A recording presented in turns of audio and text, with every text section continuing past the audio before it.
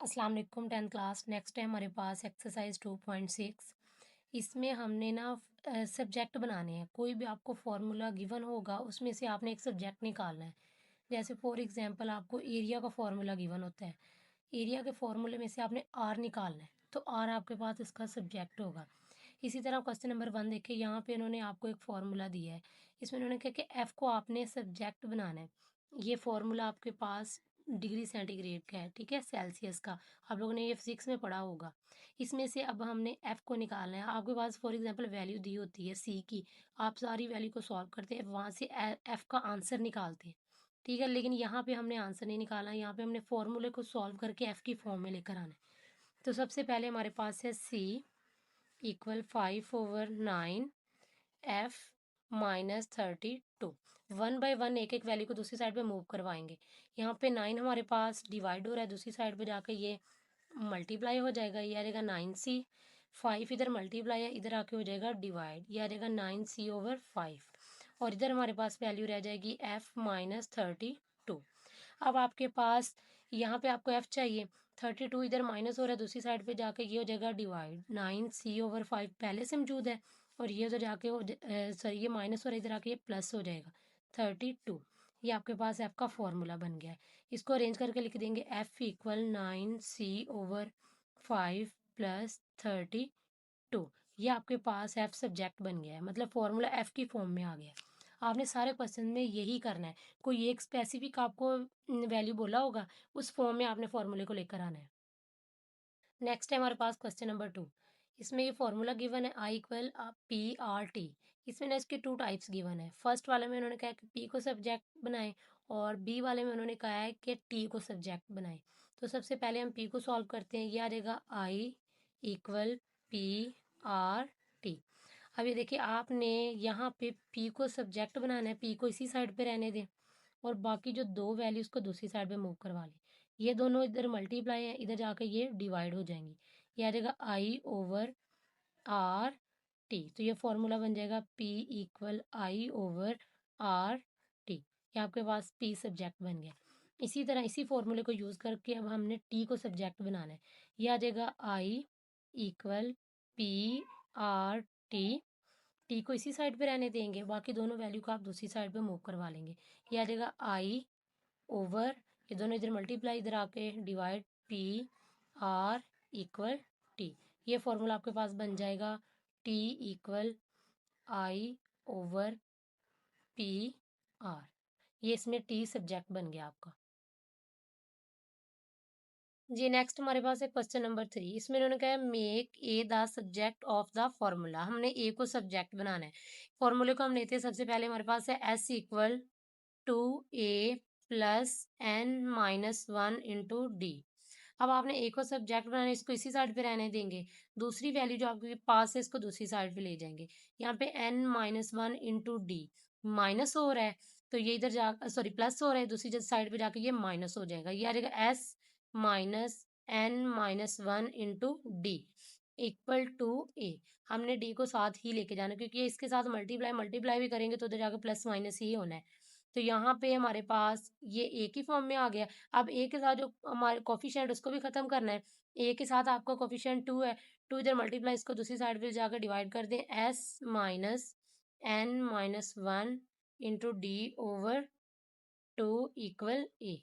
ये हमारे पास यहाँ पे बन गया है सब्जेक्ट, और फॉर्मूला हमारे पास आ गया S minus N minus 1 into D over 2, और यहाँ पे ए हमारे पास सब्जेक्ट है इसका। नेक्स्ट हमारे पास है क्वेश्चन नंबर 4।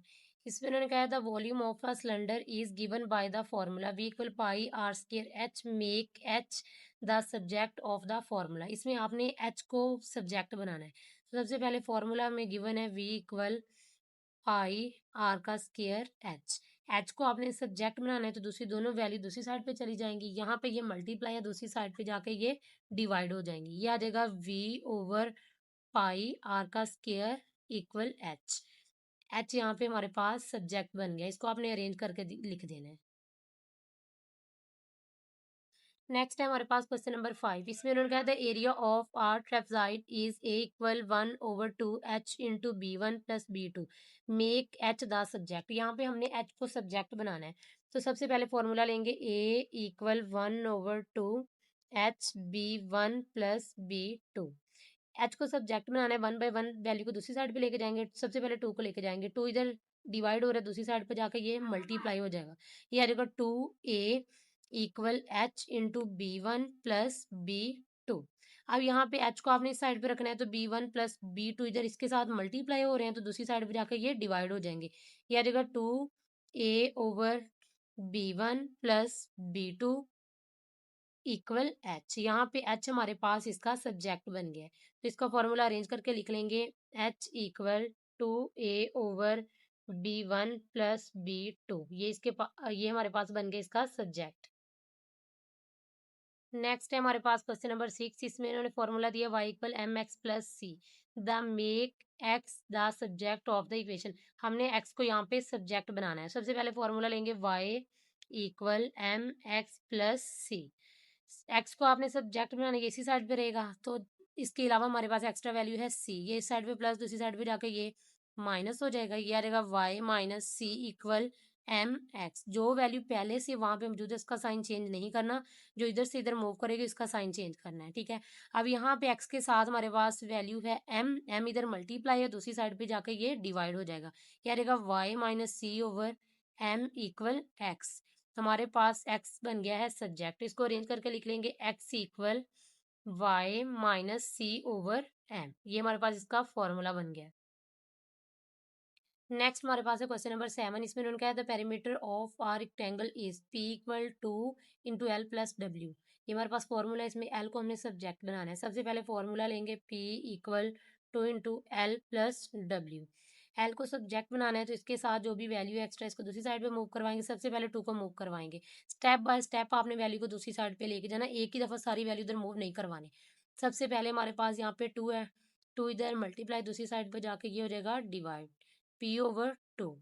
उसके बाद ये आ जाएगा L प्लस डब्ल्यू। अब L को सब्जेक्ट बनाना है, तो L को इसी साइड पे रहने देंगे, W को दूसरी साइड पे ले जाएंगे। ये आ जाएगा P ओवर 2 माइनस डब्ल्यू। अब ये आपके पास ये इस फॉर्म में भी आंसर आ सकता है। ठीक है, लेकिन अगर इससे आगे सॉल्व हो रहा है तो आप इससे आगे भी सॉल्व कर सकते हो।